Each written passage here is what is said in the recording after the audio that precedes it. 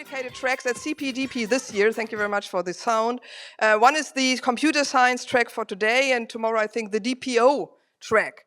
And it's otherwise it's quite similar because everything in CPDP is multidisciplinary. And this is also here not something where we have all people only from computer science, but there's some relation that's not only policy, not only social sciences. It's something which is related with computer science. And you see here already some keywords: backdoor, spyware, and you see some people sitting there. And we don't want to keep up, we don't want to eat up their time now. It's only that you know this is an experiment, and probably it's a possibility to give feedback later on to the organizers if you think we should keep that as a format.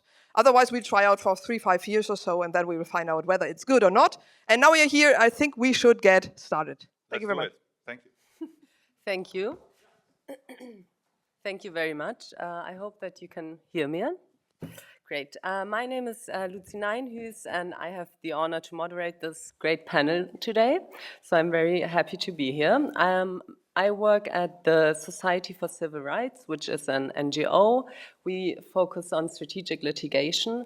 And within our Spyware Shield initiative, we work on different angles and try to combat the misuse of spyware in general. And before I say a few things about the background of this panel and the content and why we're actually talking about vulnerabilities, I would really very much like to introduce the great panelists we have here today. So let me start from the back. I'm very lucky to welcome Anna Buchter, who is the head of the policy consultation unit at the European Data Protection Supervisor. She has extensive experience in data protection and privacy regulations, institutional law, and litigation before the Court of Justice. And then next to her, we have Sophie Interfeld. Thanks for being here. Sophie was a member of the European Parliament, and very important for today, she was the rapporteur for the inquiry committee investigating Pegasus. Thanks for being here. And then happy to introduce you to Laurie Rousset. Laurie is a data protection law and policy specialist. She's also the founder of Data Rights, a litigation and advocacy nonprofit that focuses on surveillance. And then next to me, we have Sven Herpig, who is the lead for cybersecurity policy and resilience at the German think tank Interface. His program at Interface covers a range of projects from improving cybersecurity for local governments, but also to the national implementation of UN cyber norms. So a short introduction for all of you before we can start and dive into the discussion.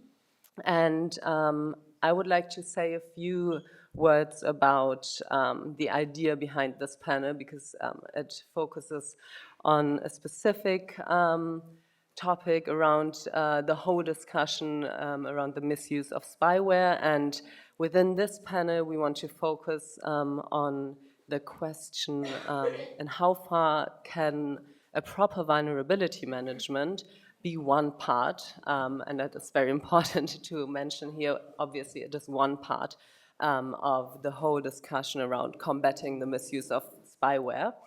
We at, can you hear me properly? Yeah, okay, good. We at the Society for Civil Rights, we have a fundamental rights perspective on the whole topic of keeping vulnerabilities open. And we also take an explicit look at the role of states within the whole discussion. So the use of spyware by states obviously raises several questions around the state's responsibility on the one hand to protect fundamental rights, and obviously also evolves a lot around the whole discussion around national security as well. So I would like to put just two bigger questions in the room that we want to focus on today. And this is first, what are the most effective measures to identify and mitigate unpatched vulnerabilities before they can be exploited? And how far is a legally regulated process necessary in any way? And then second, we want to also ask ourselves, in how far is it problematic for the introduction of such a process, if there would be one, that the state itself obviously has an interest in keeping vulnerabilities open in order to exploit them. So those are the two main questions we want to focus on, and I don't want to keep talking for too long. So before we dive into a more broader discussion, I would really like to ask you, Sven, if you could give us a short overview over what vulnerability management in general means and who are the relevant stakeholders when we take an explicit look at vulnerability management, and what are the problems that are caused by lack of vulnerability management. Sure, thank you so much. Great to be here today. Thank you for the invitation. I think sometimes we talk about vulnerability management, and we have vulnerability treatment, we have vulnerability equities processes, yada, yada, yada. We have a lot of different terms for sometimes describing the same thing or overlapping things. I think for the purpose of this panel, it might make sense to look at it in the sense of roles. And if you indulge me for 2 minutes, I will go through the different roles that we can have in vulnerability management, treatment, equities process, whatever. You have vulnerability finders, normally security researchers, but also people working in companies on their own code. They find a vulnerability, and then they can decide what they want to do with it. They want to keep it secret, they want to sell it to companies, they want to sell it or give it to governments. But ideally and normally, they will become a reporter or hand it over to a reporter, and that reporter will then approach someone who can do something about that vulnerability. That's where the management treatment kind of stuff gets in. So in general, there are two roles that can do something about vulnerabilities. One are the system owners. The system owners is everyone who's running some kind of IT infrastructure or devices. Like all of you right now are system owners of your smartphone, right? And if it shows you want to do an update because we patched the vulnerability, you can choose to click yes or no, or I don't want to bother today, but let's do it tomorrow. Right? Very clear, very straightforward. If you're a company, it's more complex. You're running your own systems. You're running hundreds of computers. You're running your own, data center. You're the system owner. You're responsible, for example, for patching those systems if they're vulnerable. The second category of roles that can do something about it are code owners. Code owners are the companies that program software, for example. If you're Google, you're the responsible code owner for Gmail, for example. If you're maintaining an open source project in your free time because you had an idea and you wanted to write some code and put it on GitHub, you're the code owner of that open source project. Your role is, first of all, to make sure that you're following security by design principles and make your code as non-vulnerable as possible, right? And the second one is if someone approaches you and tells you, hey, you have a vulnerability in your code, you need to assess if A, that's true, and B, if you can do something about it, you need to prioritize that, because we all believe that if someone tells you you have a vulnerability in your code, you will go right away and you're going to patch it. That's not reality. Reality is like, I have a list of 100 vulnerabilities, we're working our way up from the severity level, whatever is the most risky one, the most problematic one, we will work our way down. So you have to triage, you have to look at prioritization. But code owners normally will take care of that, ideally. A subcategory of that will be upstream and downstream code owners. I don't want to confuse you, I don't want to go into details, but basically it's like, code is not monolithic. You're not like, oh, I'm starting from scratch and I'm writing an entire software. You're using a lot of open source projects, you're using a lot of other stuff. Now you go to ChatGPT and say, hey, I'm vibe coding today, so just write me some code. So you get a lot of code from somewhere else into your code. So it goes from upstream to you. And then other people, if you, for example, publish it as an open source project, will use your code, so it goes downstream to other projects. And also you have kind of a responsibility to inform the people you got your code from, hey, someone told us something, but it's actually not in our code, but it's in our code that we use from you. And the other way around, if others are using your code, you're supposed to tell them, hey, you're using our code and we were just told it's vulnerable, so you should patch that. Okay.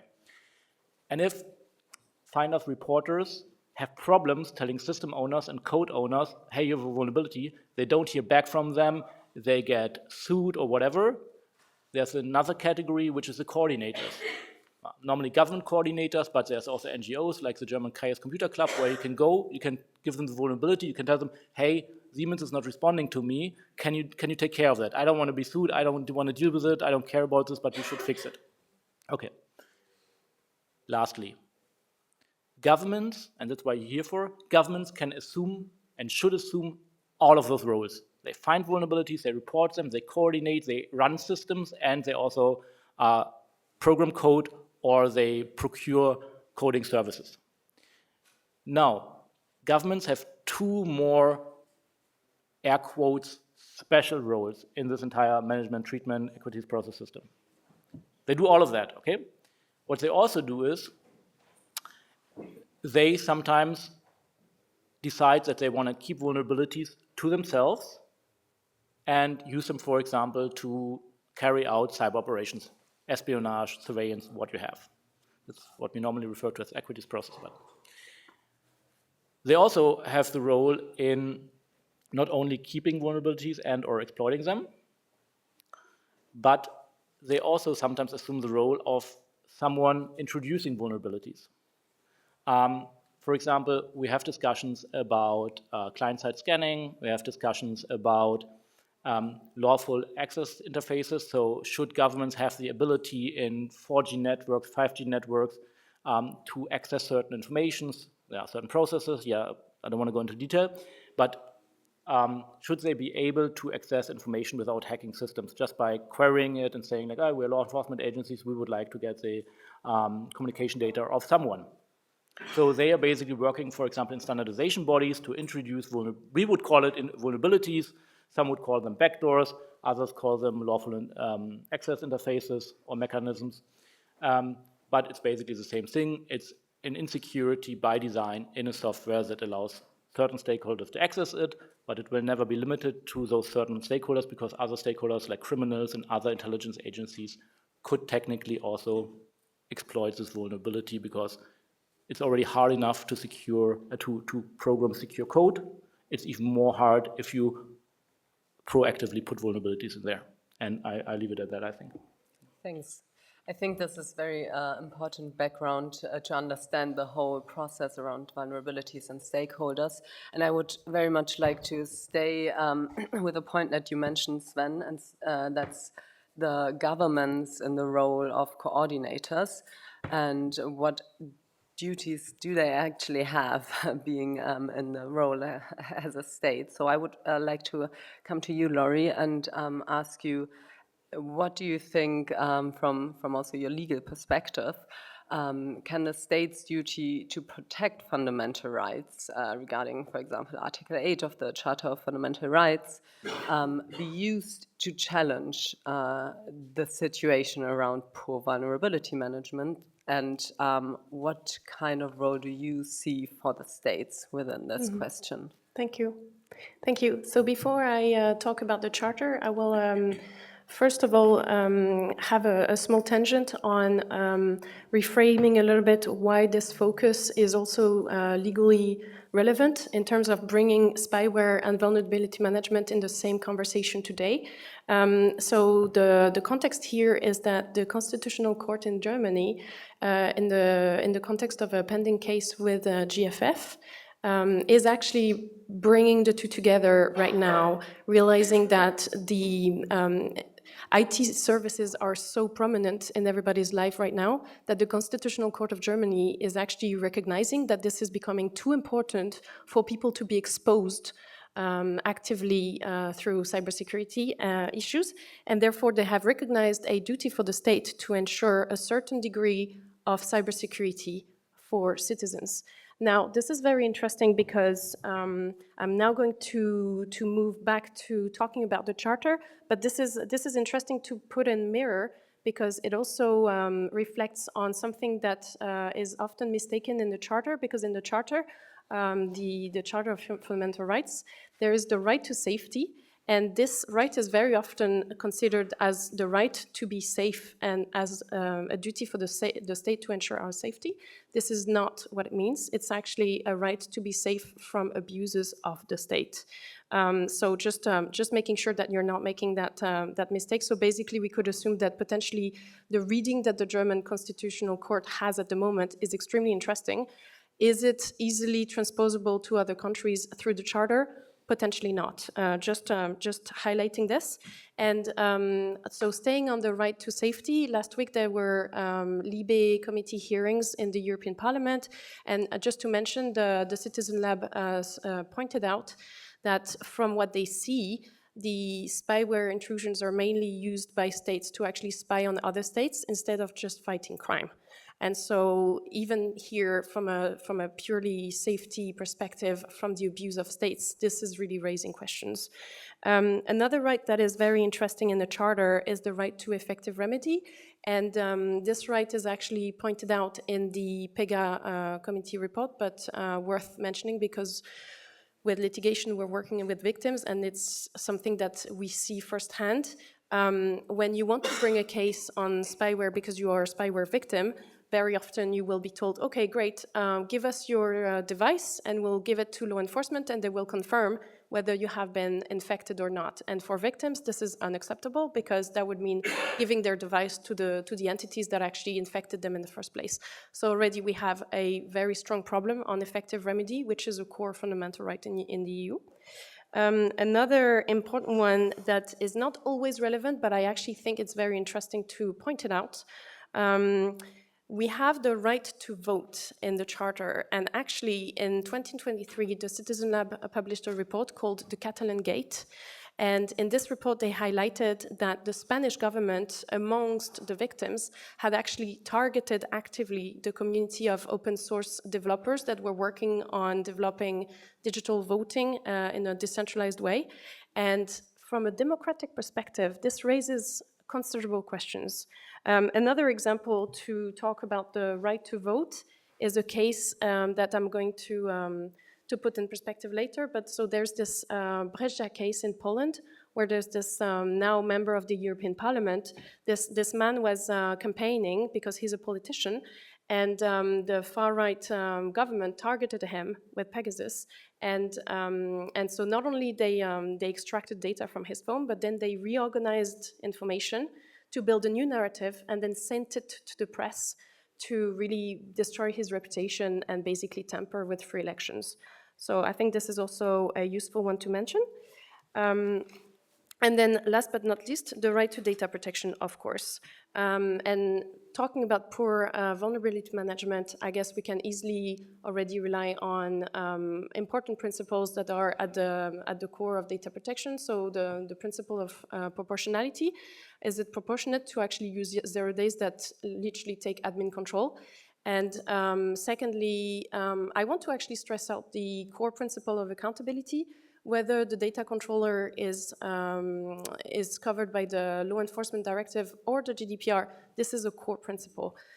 And Lucy actually wanted me to dive a little bit more on the question of data protection, to ask, would GDPR be actually a viable tool to force companies to deal with vulnerabilities, basically to patch? And the answer basically has to be no, for many reasons.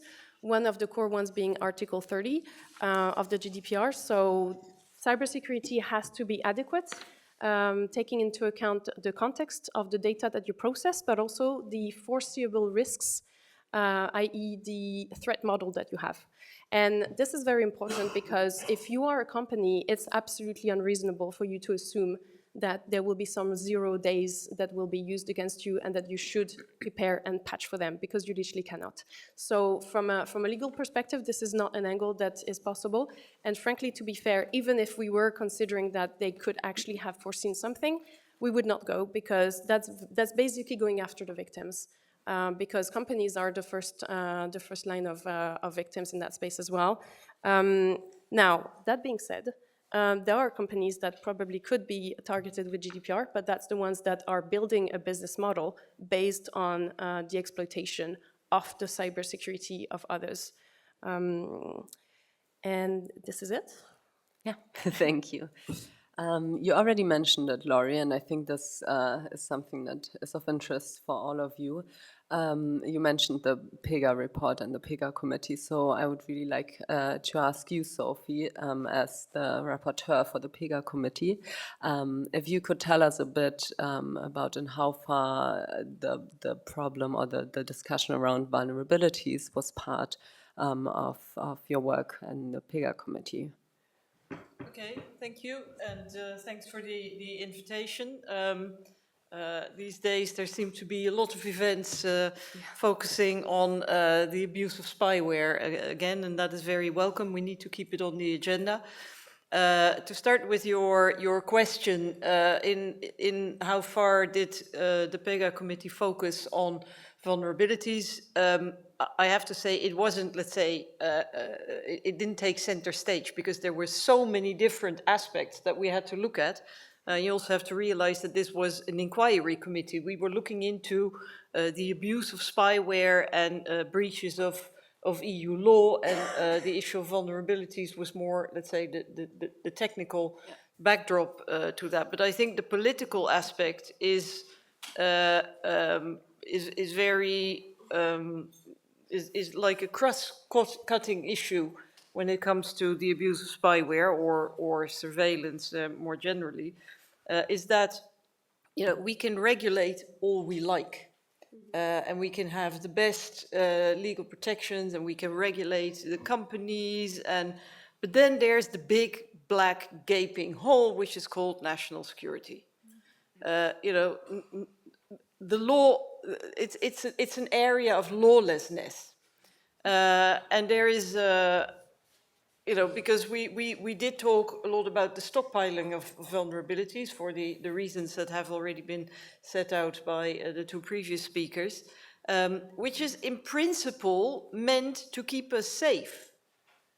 But now the fact that intelligence agencies are doing that, or security agencies, is actually becoming a threat to us. I was quite shocked with sometime last year where Apple notified people that there had been you know, a big vulnerability which had been exploited for spyware. And then I thought, like, you know, I'm really confused here as a citizen. Why is it that the public authorities do not feel that they have to keep me safe, and I have to be notified by an American company that we have been threatened? Like, this is the world upside down, and this was even pre-Trump, so you know, matters only got worse. I would really expect my government or the European authorities to keep me safe, to protect me. But things have completely turned upside down, and now the public authorities are actually becoming a threat, and they are exploiting those vulnerabilities. So, as so often, we tend to focus on, you know, regulation in only a part of the spectrum, and then this whole national security thing is left alone because people go like, oh, well, that's national competence, you know, we cannot touch it. But for me, it was actually, among all the recommendations of the European Parliament, it was the most important one. We need to define national security. We need to demarcate the area where the national security regime kicks in. Because national security, okay, everybody can understand that, you know, a different regime is required when you're fighting really, really bad guys and you're trying to keep your country safe or the European Union safe. But in reality, as I said, it's become an area of lawlessness, which is allowing even EU governments of EU countries to abuse that to spy on their opponents. There is complete impunity. I mean, we're living in the Wild West. And as I said, I mean, I'm happy that Apple gave us a warning. I'm happy that WhatsApp went to court. But, you know, if we have to rely on that for our security, and then the point is also, I mean, as a citizen, you mentioned the court cases. To my knowledge, there is not a single case where someone in the EU had been targeted with spyware, not a single case that went to court and led to a conviction, or even to some sort of conclusion. I'm not aware of it. The point is that the vast majority of the victims, they cannot go to court in the first place because they have no access to their file, and then those who do, you know, they just run into a brick wall. The latest was in Greece. Now, there, you know, one case that made it to court has now been suspended sort of indefinitely because they cannot find translators to translate the text. Very difficult to find translators in Greece, you see. But this is the kind, I mean, it's offensive that governments, you know, who have the back of the European Commission, or the Commission has their back rather, you know, they're offending us. They say we are all powerful and there's nothing that you can do about it. And the same goes for the vulnerabilities. I mean, you know, they assume the right unilaterally to, you know, to use those vulnerabilities for whatever purpose they deem fit, because there is no way that anybody can verify what's happening. And then how can we fix this? This is by demanding that national security is clearly defined and demarcated, their criteria, you know, at what point does it kick in, and that there also, that there is proper oversight. And this is something that should be covered by the, what is it, the Convention 108, which I hope will be ratified by all the countries, but then, you know, as they say, hope dies last. But don't get your expectations up. But this was interesting during the PEGA hearings, that even if national security is not defined, the requirement for anything relating to national security to be subject to oversight, I mean, that stands. So it doesn't matter if national security is defined or not, and I want it to be defined, but even if it's not, the requirement that there be proper oversight covers national security, no matter how broad it is. So that is something that we should be focusing on. But one last remark, and that's more about strategy, and those who were in the event last week will have heard this before. The point is that we are still, I mean, we reasonable people, and I assume that everybody in this room is reasonable, and everybody in the conference probably. But we are still naive in a way. We assume that everybody who's talking about democracy and the rule of law and fundamental rights, that they're all singing from the same hymn sheet. That's simply not true. It's simply not true. We may be, it's a bit like, you know, when the Chinese are talking about human rights, it's the same language, but they don't mean the same thing. And the same applies now to the European Union. I mean, if you hear the European Commission talking about the rule of law, you go, yay. But then if you see what they're actually doing, absolutely nothing. I mean, they have written letters to twice to the national governments, reminding them that, you know, even national security matters have to, or measures have to, are still governed by EU standards. So I go, okay, so if you write a letter to the governments, that means that you feel that they're not respecting those standards, which is true. But then where's the action? What's the European Commission going to do? Nothing. So, you know, we have to be much louder and also focus much more, not so much on the technical aspects or the legal aspects, but the fact that this is one of the single biggest threats to democracy. I mean, the powers that be, who have no respect for democracy, who have no respect for checks and balances, scrutiny, opposition, free media, and what have you. And they are in collusion with the spyware industry and with this, also the ones who are in this whole industry or trade market for vulnerabilities. They are holding all the power. They have absolutely no interest in giving that away. So I think we have to be a lot more assertive and realize that you know, we're not living in a friendly world. There is a tendency everywhere towards authoritarianism, and make no mistake, nobody is immune. Nobody. There is not a single country in the world, there's not a single government, not a single person in the world that is completely immune to authoritarianism. The only antidote is checks and balances. And if we remove those checks and balances by allowing the uncontrolled use of vulnerabilities and, you know, subsequently the use and abuse of spyware for political purposes, then, you know, that's the end of democracy. So what's at stake here is not a technical issue, it's not a legal issue, it is the survival of democracy. And I think that's what we need to keep in the back of our minds. Thank you. Thank you very much. Yeah, you mentioned a lot of very, very important things, and you also mentioned us living in the Wild West, and what you just finished with an overall view on spyware and its threats. I would still like to ask you, Anna, whether you think, or from the EDPS's point of view, in how far vulnerability management can be one part of the whole discussion around spyware. What do you think? Like, is this an interesting angle to go for? Nevertheless, and also, like, has the debate around open vulnerabilities been held a lot already, also on a European level? Because, yeah. Sure, thank you. And first of all, thank you for having me on this panel. Not much to add as the last speaker, but I will still try to put maybe a slightly different angle to this and systematize some elements of the discussion. So for those of you who are not very familiar with the EDPS or my line of work, we are the Independent Data Protection Authority for EU institutions, agencies and bodies. So we provide oversight and ensure compliance, but we also advise the Commission on legislative proposals with impact on data protection.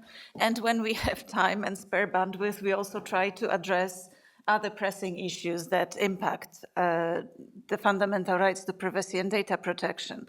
And so from that perspective, we have written about not as such vulnerability management, but intrusive spyware. Since many, many years, before Pegasus became known, we already had, I believe, Italian providers of remote hacking tools. There was even a company that called itself Hacking Team. And so we tried to provide a conceptual framework how to think about those tools from the perspective of EU law and what could be done under EU law, again, to address the threats, at least partially. And we have tried to do a similar thing after the Pegasus scandal erupted, issuing, I think we were the first, if not the only, other than the PEGA committee, EU body that issued a paper already in February 2022, which we called Preliminary Remarks on Modern Spyware, where we try to explain why it's such a paradigm shift and particularly threatening. And many of those aspects were already mentioned, so I will not repeat it, but everything is available on our website if you're interested in tracing back this history.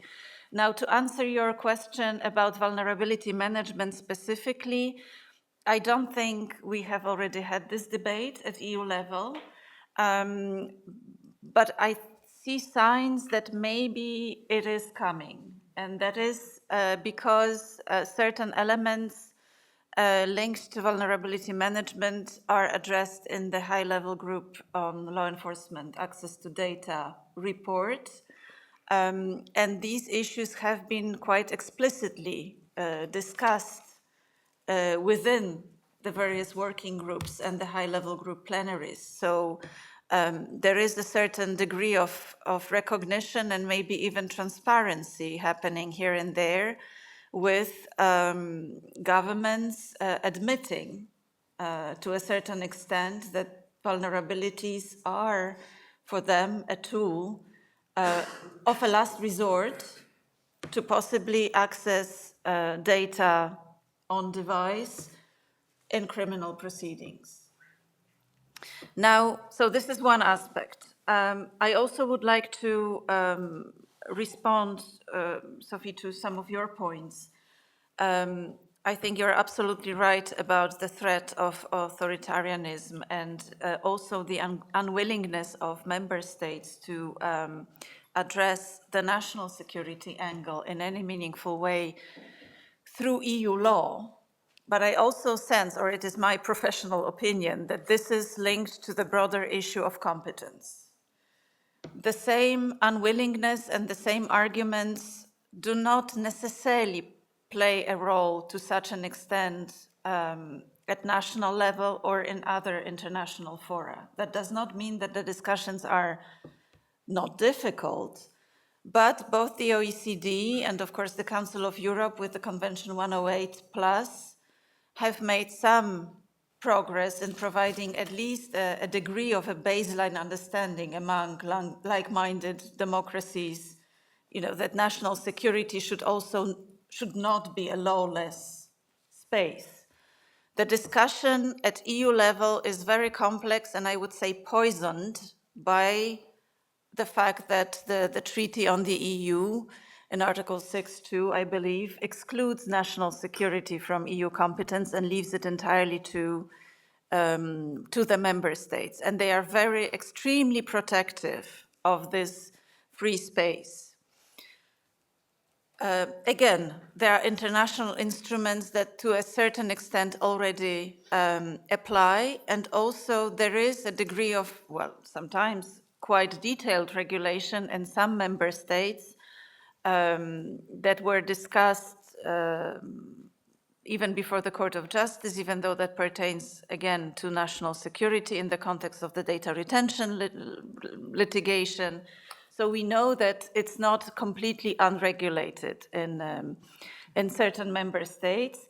And I would say, but this is it. So the debate from national security perspective, I think, would be very difficult. And the arguments for EU level regulation at this point in time, as opposed to some discussion of an international framework, this argument would be very difficult to make. Because like you said, the world we live in is very complex and very dangerous, and member states and other states, also our adversaries worldwide, will want to keep this possibility to spy on other nations and to defend themselves. However, we also know that the same tools can be and are being often used, or a lot of the misuse diagnosed by the PEGA committee happened under the guise of criminal law use of these tools. And this is very much regulated, also at EU level. So there is data protection in the form of the Law Enforcement Directive. GDPR applies to the extent private parties are involved in those investigations or enlisted, so to speak, by member state agencies to perform any tasks.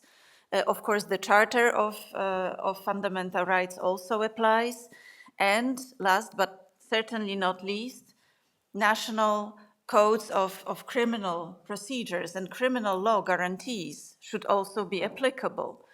And this is something that I think is still underexploited, both in terms of strategic litigation possibly, and really research and exploring possibilities for maybe further harmonization at EU level at some point in time, to address at least some of the loopholes that have been exploited so far. So for example, Lori, you mentioned the Krzysztof Brejza case in Poland.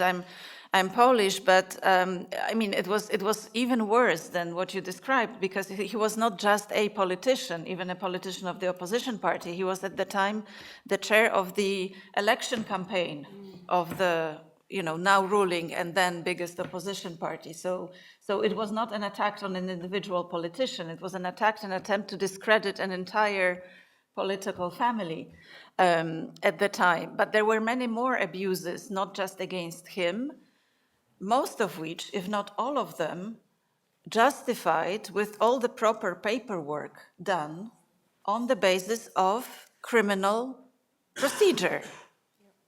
But when it came up later on as a result of the investigations and it became known what really was done, even the judges from the specialized court that was asked each time to grant these permission for special operational techniques, they stepped forward and publicly stated that they feel misled because just the ordinary clause in the criminal code was used for special techniques that were not understood to cover these type of very intrusive tools.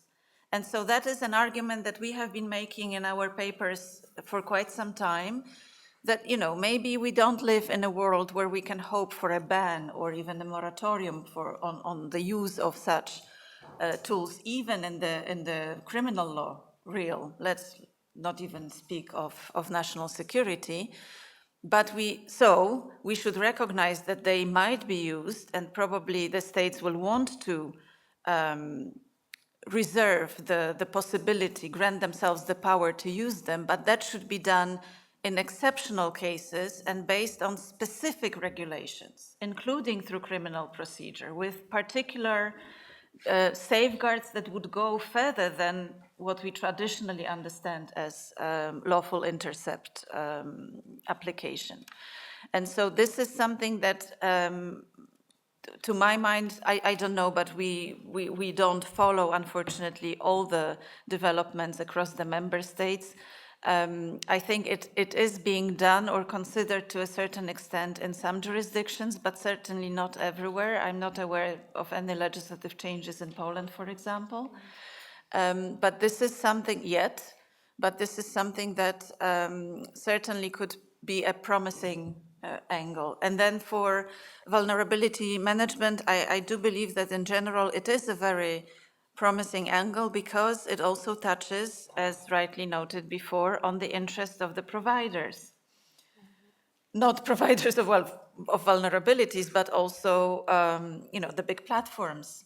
And I think the recent litigation by WhatsApp against NSO in the States that ended now with a huge fine that the provider of Pegasus will have to pay unless they succeed in appeal, shows that it is possible through strategic litigation and, let's say, defense of commercial interests to maybe also at least shine a light, discredit, you know, cause some pain, and create some ferment in this thriving marketplace of vulnerability and provision of these kind of tools that hopefully will lead to further developments, discussions, and maybe even regulation at some point.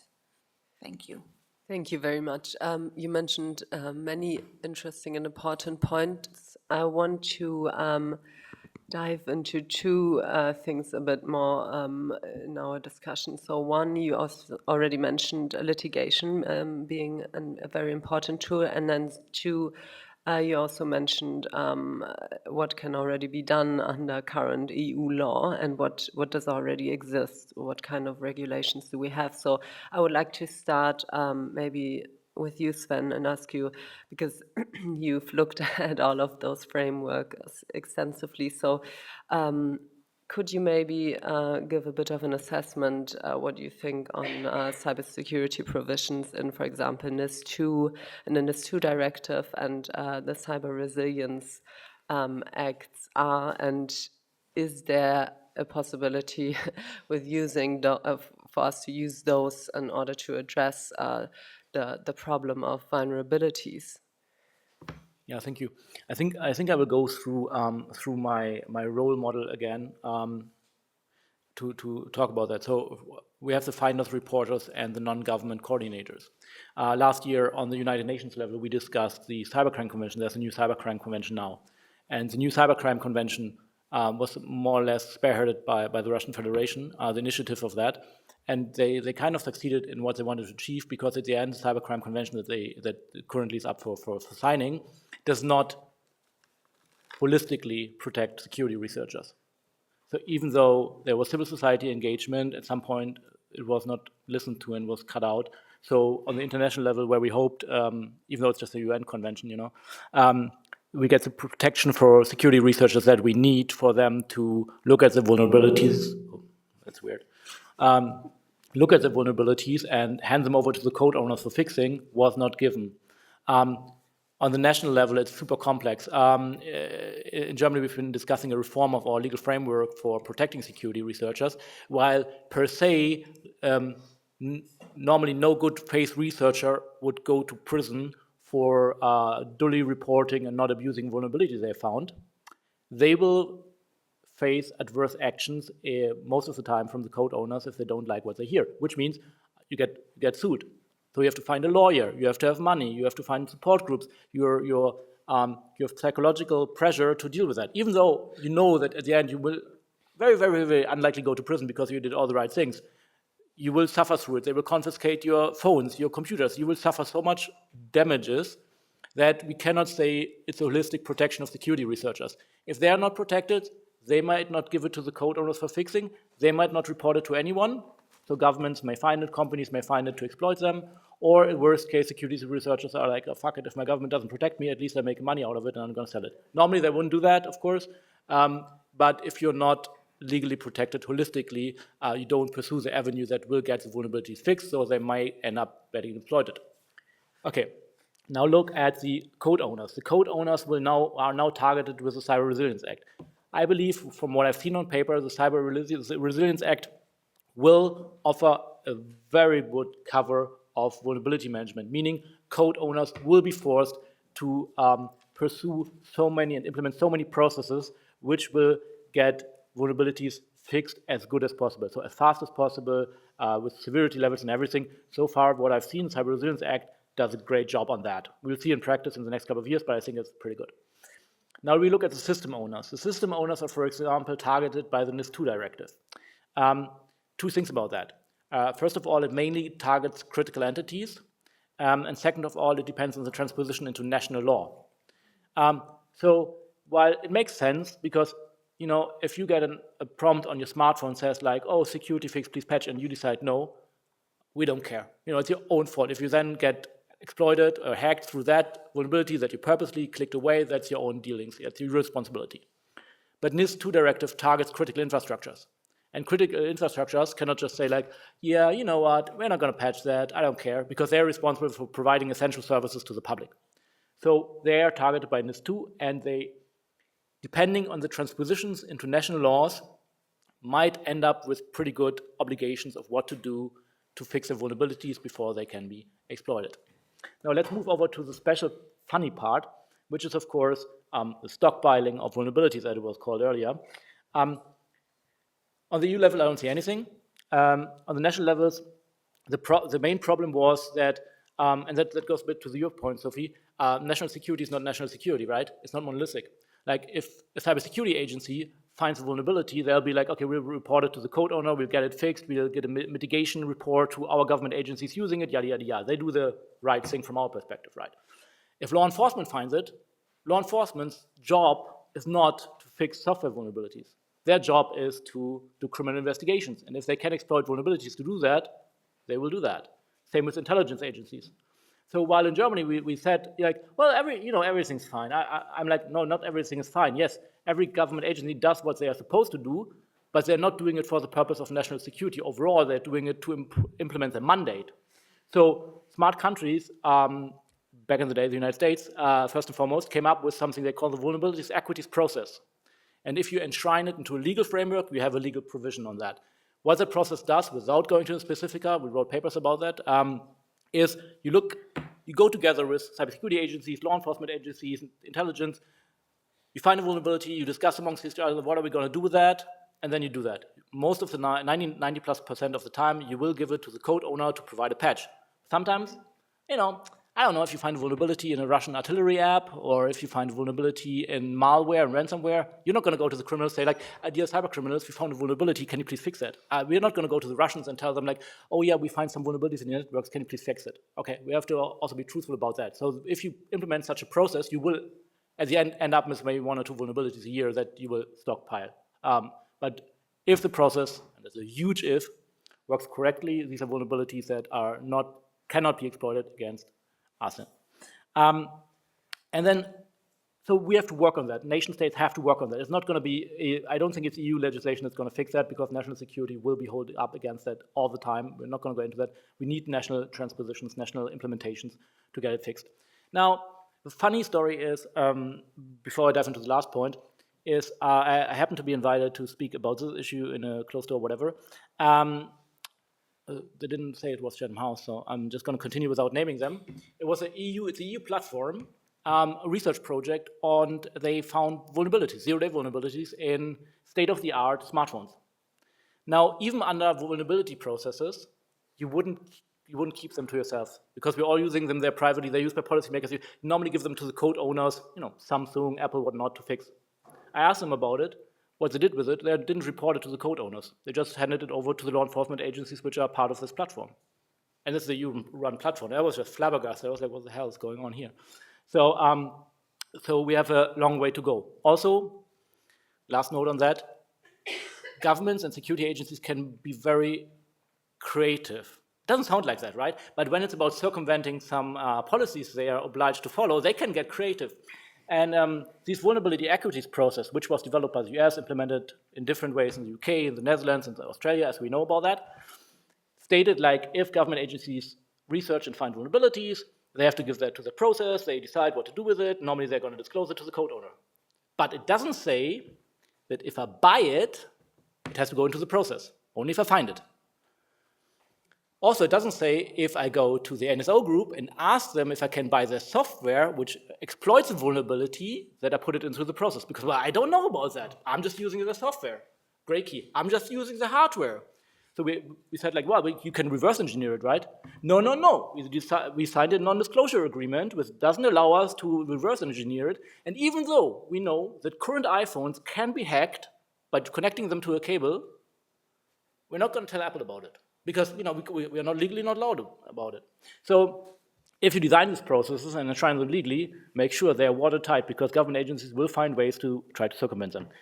And then the last point about the becoming part of standardization bodies and everything to provide insecurity by design principles, to put lawful access interfaces or mechanisms into certain kind of standards, into certain kinds of software and hardware.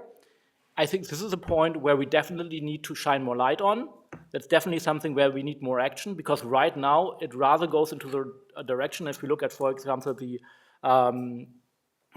help me out. It's the current legal debate on the CSAM regulation. It goes in the other direction. It goes into like, hey, can we force providers of software to include vulnerabilities in their code so that we can do A, B, C? The Australians did it. They have a legal framework for that, where they can force software providers to put vulnerabilities in certain code. I see that same direction here in Europe, and that's something that not only do we not have legal frameworks that prohibit that, we don't really have an actual and active discussion on this topic. So I think that's something that we definitely should put more focus on. Thank you. Okay, so we learned we cannot do much under EU legislation. Maybe something can be done on a national level. I would really like, I mean, I see that the time is already passing, but I would really like to still ask you, Laurie, because some cases have already been mentioned, and what do you think, how could we use legal strategic litigation as a tool to combat those questions we've already discussed here? Yeah, maybe you can say a few words about litigation. Thank you very much. Before I do so, I will quote the Citizen Lab last week at the Libe committee. John Scott Railton was asked what he was the most worried about on spyware. And he said, I believe we're about to see a major ransom crisis, a ransomware crisis or security crisis in Europe. And I think this is a very on-point comment for today's panel. So why am I asked to talk about strategic litigation? It is because in the last 10 months, I've been working to bring together a coalition of the main digital rights organizations from countries that were investigated by the PEGA committee. So we're talking about Poland, we're talking about Greece, Hungary, Spain, and to some degree Germany. And the idea is really to figure out how we can actually take this and move forward on litigation, because apparently there's no political will. So how do we figure a way to actually force human rights in the laws anyways and force their enforcement? So we are very much anchored into the work that we do with victims, and we want to use this to really have a legitimate voice at national levels and EU level. We are not publicly launched yet, but we will be so very soon with the in partnership with EDRI. So in terms of legal strategies to tackle vulnerability management, at the moment we see mainly two routes. One being either argumenting with the judges that they are able to actually interpret from national or better EU law that there are requirements, intent from legislators to actually have vulnerability management rules being put in place. That's the first one. The second one is actually to call on the judges to recognize the absolute need, based on the rights of the Charter that I mentioned earlier, to actually demand from states that they protect better the rights of citizens.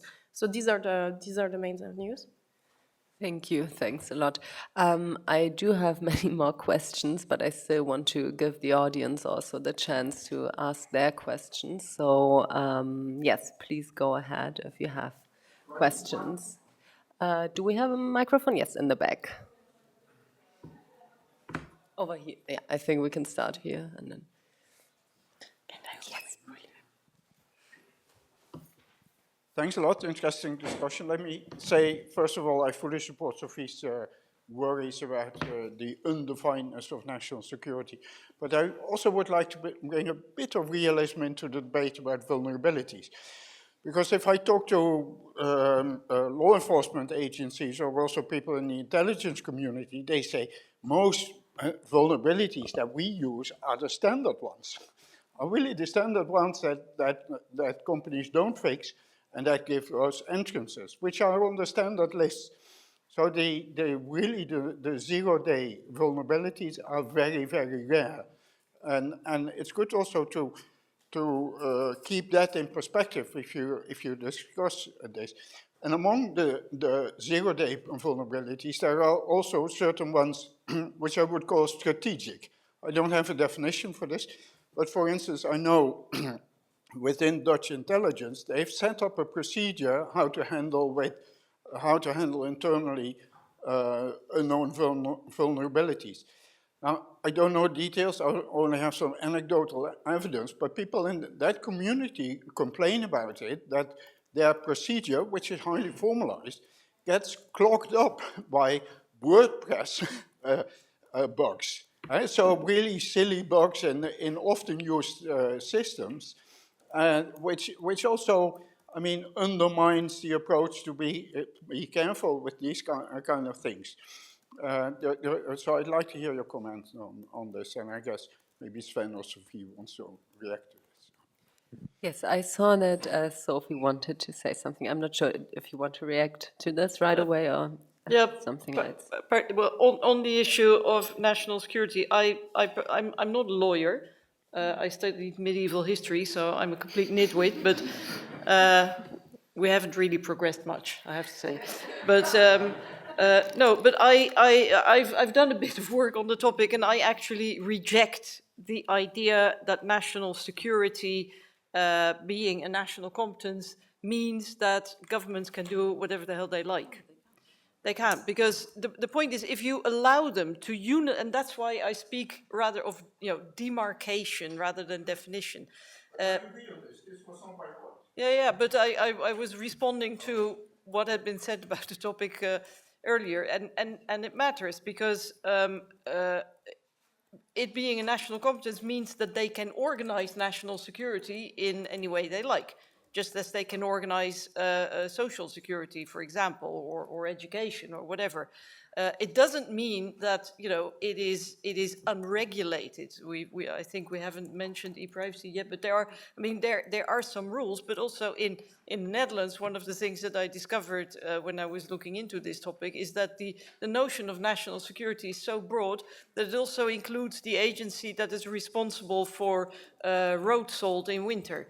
I mean, and if then a member state would unilaterally have the right to say, okay, so that agency cannot be governed by normal laws, then, and the point is that in a way, and also responding to you, what we should be able to trust as citizens and as society our public authorities, including the intelligence, the secret services, to do their job in line with the law. And that is where the problem lies. If we can no longer trust oversight bodies, and I mean, the Netherlands had a pretty good oversight system, one of the few countries that had a good oversight system, which is now being watered down considerably. But this is the problem. You know, maybe there's nothing going on in this black box, and maybe everything is going on, and probably it's a bit of both. But as a citizen, we have to have the guarantee that there's oversight, that there's legal remedy, that there are checks and balances. And of course, they will be of a different nature in the area of national security, but they have to be there. Because you're you know, an expert on these topics, you say, well, actually, in reality, it's not all that exciting as you know, we sometimes say. Maybe it is, maybe it isn't. We have seen that there has been abuse. And the problem is that it is a black box. And, you know, the national governments, supported by the European Commission, they use the argument of national security as a pretext to, you know, to give themselves a blank check to do whatever they like. And some governments may not abuse it, and others definitely will. But the point is that we don't know. And that is where my problem lies. Thank you. Yeah, I see more questions. So maybe in the front we can start here with Sylvia and then move to the left. No, I just have a very short question. It's very specific. I just wanted to bring up a dynamic that we're seeing also in the context of the negotiations of the Palmal process that you may be familiar with. And it's the states are pushing back on using their need to protect themselves from cyber threats to push back on the limits to the use of spyware. So they're saying we need spyware to defend ourselves from spyware attacks. So we need spyware for penetration testing. So we need to have some this should be one of the grounds under which we should be allowed to acquire these tools. If you have any thoughts on that, I would really like to hear. Okay, who wants to answer? Yeah, okay. Maybe one point to the question before and then come to that question.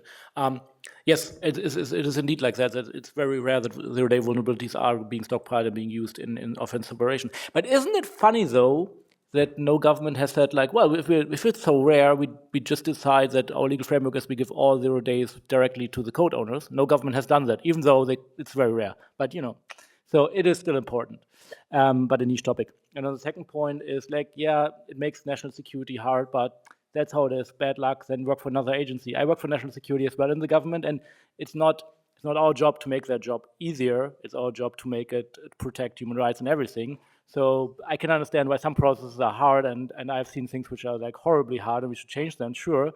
But I don't like this hearing from security that they're saying, like, yeah, it's so hard if we are not allowed to do that. Yeah, bad luck. And it goes also to that point where, yes, procuring spyware. Why do we do that? For example, in Germany, we try to develop and roll our own spyware, and we horribly failed because it's extremely difficult to design spyware and you know, get an Apple 0 days, like very expensive and very difficult. So yes, sure, it's easier to just go to the NSO and buy it, you know. But how many good spyware companies are there who are not also selling to, I don't know, other states that then get someone murdered in an embassy or something, right? So we're using, for example, in our case, we're using German taxpayers' money to fund a company that in the end uses their tools that a journalist gets murdered in an embassy. Like, this is not where I want to spend our taxpayers' money. So the interesting thing is also, if we all want to, if our great governments in the EU that are all doing the right thing all want to use spyware, there sure enough should be a market for a good spyware vendor that doesn't sell to bad countries, right? I don't know, but that's the direction I would like to, like, if we say, like, we can't roll it ourselves because it's super difficult and we don't want to, you know, create a European spyware, whatever. Is there a market big enough for this, that these companies, and we can discuss and draw parallels maybe through the defense industry, have certain rules who they can sell to, and that these governments they can sell to have certain national legal frameworks that need to be implemented thoroughly with oversight and everything. I think that's a direction we may want to go. It's really, I find it too easy to say like, well, we can't do our job if we don't get spyware. And unfortunately, well, the Israelis are also selling to the bad guys, so bad luck, we still need to buy for them. I think that is too simplistic, I have to say. That's what we proposed in the PEGA report, to have a white list, but. Yes, please. I think Anna, you also wanted to add something. No? Okay. No, not Okay. necessarily, just to support. Okay. Thank you. Yeah, let's hear Yes, them I now. have a question for Sophie. The secret services, their job is to protect the national security, and well, their work is secret for also good reasons. And there is oversight. For example, in the United States, you have the FISA courts, and you have the Dutch Commission in the Netherlands, consisting of members of parliament, that also keep oversight on the work of the Secret Service. But the problem with the oversight, it's always secret, because whatever happens inside those commissions or the FISA courts, it's not transparent. Do you have any ideas on ways of creating oversight that it's more transparent? Well, yeah, okay, by definition, it's not taking place on the front pages of the newspapers. But yes, there are many, many ways that you can organize it. We have actually discussed that in the context of the PEGA committee. In the Netherlands, for example, I mean, you mentioned the parliamentary committee. I would not consider that sufficient oversight. But we do have an independent oversight committee in the Netherlands, which is a very good thing. I mentioned it earlier. The unfortunate thing is that legislation has just been passed which weakens the powers of that oversight body.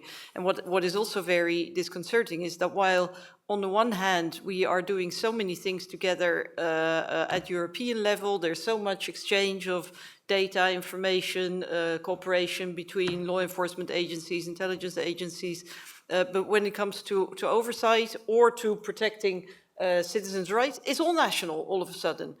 And then you see that, in some member states, there may be a proper level of oversight and rights protection, but in other member states, there's not. And then, how do you cover the situation whereby secret services in countries where there's fairly good and strict oversight basically outsource the spying on citizens to secret services in other countries. So we do need European standards, and there is a basis, and also now there is a kind of rudimentary European secret service, and there are now proposals, and there have been, which I support in principle. It should be upgraded to a proper EU agency, but then there also has to be independent oversight. The requirement for that has been laid down in Convention 108. It can be done on the basis of agreed standards. And again, it doesn't mean that it happens in the open, but there are criteria, there are procedures. So yes, of course, secret services are by their very nature very difficult to monitor and regulate, but it's not impossible. And actually, given the risks for democracy, we should, the rules for the secret services should be even stricter, because we have to protect ourselves from abuse, from manipulation, because they have a lot of power. And wherever, this is the core of democracy, wherever there is power, there has to be a countervailing power. Checks and balances. And my worry is that checks and balances all around are being stripped, eliminated, broken down. Yes, please. Yeah. If I may just add something on to this point, we have, even though, well, as we discussed, it's not obvious for an EU body to be looking into the realm of national security of member states. We have been trying to do some work on the oversight across the EU in particular, together with the FRA, Fundamental Rights Agency, that has published 2 reports plus an update on how the oversight is organized. It's all accessible on their website.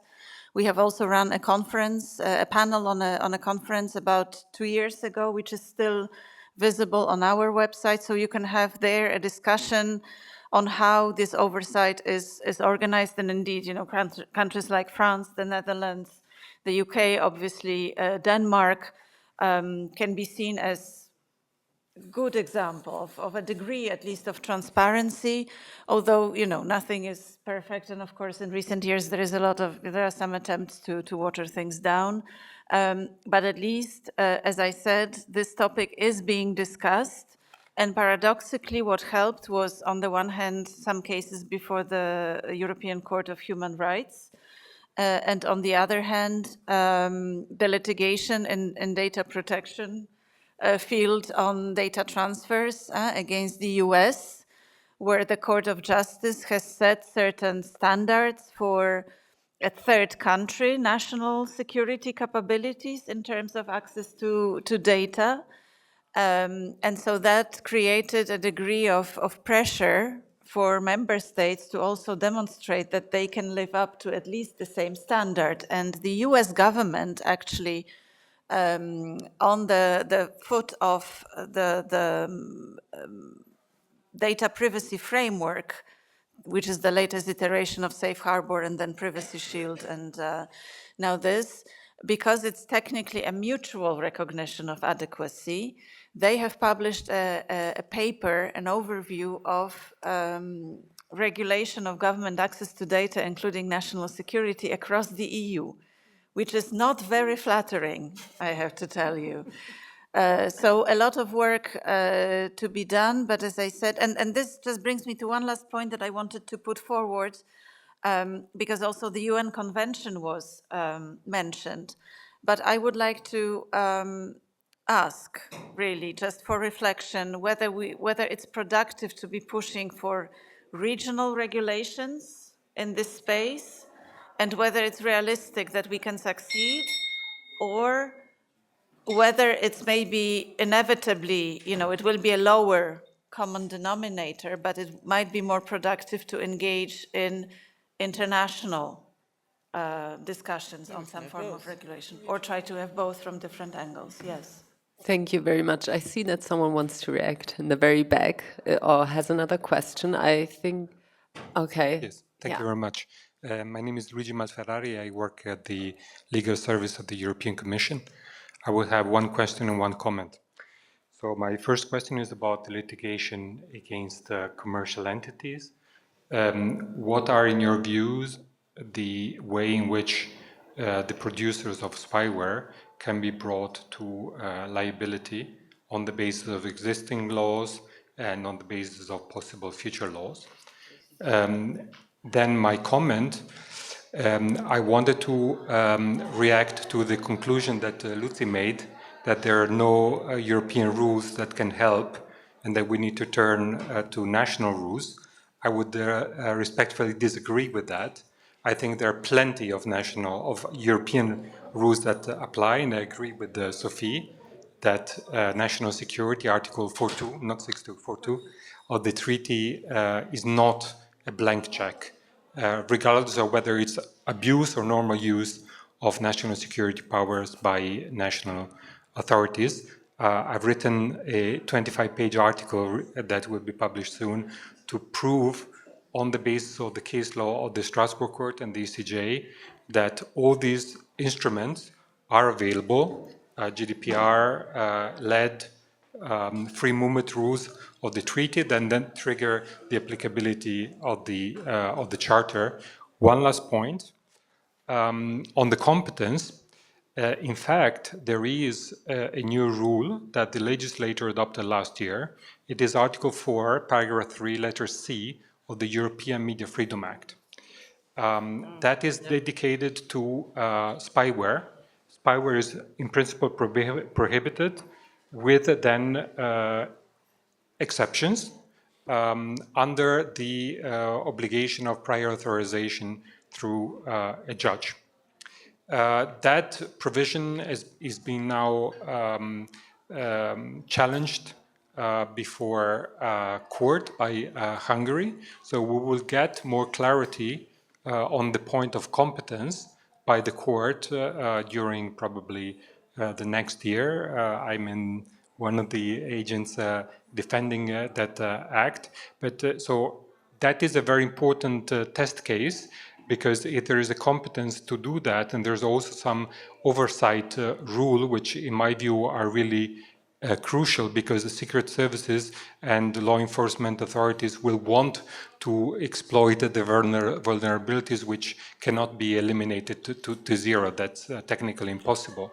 So there is a legitimate aim by the public authorities to fight against terrorism, against international mafia and organized crime. But then there's a problem of oversight that Sophie really well encapsulated. So I think the idea of having oversight at a European level is really an important one because the member states are, we have an agency problems, are they the one that need to be controlled? Thank you. Thank you very much. Yeah, please. React to that. Thank you for bringing in the Media Freedom Act. And just to say that we as EDPS, we have been very critical of this instrument from the very beginning, because while it might seem on the face of it that it's an attempt to restrict the possibility to use spyware against a particularly important group such as journalists and their sources, I think we ended up with legitimizing it slightly too much. And this, I'm saying it not because there are no safeguards, there is a whole shopping list of safeguards, although it's not clear how all this list will ever be possible to apply in a specific case. But the threshold for the use of this type of tools is set at an extremely low level, which is, I think, formulated as, I noted it down somewhere, anything in the overriding reason of public interest. This is not national security, serious crime, even, you know, this is not even the level that we have in the e-privacy directive or in the GDPR Article 23. This can be potentially everything. So of course it's paradoxical that now we have Hungary challenging this for different reasons, as an encroachment on the national security sphere in the first place. But I would personally welcome also other challenges, and I hope and think they will come, because again, I think this provision ended up legitimizing the use against journalists to such an extent that will not be tolerated by protections that exist in national member I states. think Sophie wanted to No, also comment. I entirely agree with that. And if you look, I mean, all of the cases of abuse of spyware for political purposes that we know of happened in Europe would all be possible under Article 4. All of them, because they were all authorized by a judge. You know, it wasn't as if the prime minister used spyware against his opponents on his own. Every single case, they got authorization of a judge who said, oh, but this is in the interest of, you know, fighting crime or national security. I mean, you know, it would have stopped none of the cases. And then I also have to say, this is not against, let's say, the civil servants in the European Commission, but the political level, the political will to enforce the law in the Commission is zero. Zero. And final remark, and also brings me to the Paul Mull process, because the country which has been pushing hardest for this, which is, you know, a protection or a backdoor dressed up as a protection, Article 4, was France. And I am very surprised, you know, to hear that France is considered to have a very good oversight system. I happen to have gone to court 9 years ago exactly, challenging the French, the remedy part and the oversight part of the French surveillance law. I still don't have an answer. It's been sitting in the courts for 9 years now. But I don't think it works, actually. You know, the oversight body is basically supreme. You have no legal remedy beyond that, and its majority are members of the parliament. How is that independent? It doesn't work. So that, you know, even if on paper there's judicial authorization and there's oversight and in practice, it would have stopped none of what happened in Europe with spyware. None of it. Thank you very much. I'm not sure how much time we have because in 1 minute the next panel is going to start, yes, so I'm very sorry for that. Let me just say 2 sentences, also to react maybe to your comment. Obviously, we also think that we do have a lot of angles that we can tackle. It can be on a European level, on a national level, including litigation, what we also do. So otherwise, we wouldn't go down this road. And then let me please thank you so much for all the very, very interesting comments, remarks, and everything you said. I think this is like, as you also said, Sophie, in the beginning, we have a lot of discussions around this again, which is great. And we have civil society working on it a lot, and obviously all of you from your perspectives and positions. So thank you very, very much for being here. And yeah, I hope you can all still enjoy the conference. And thanks for participating.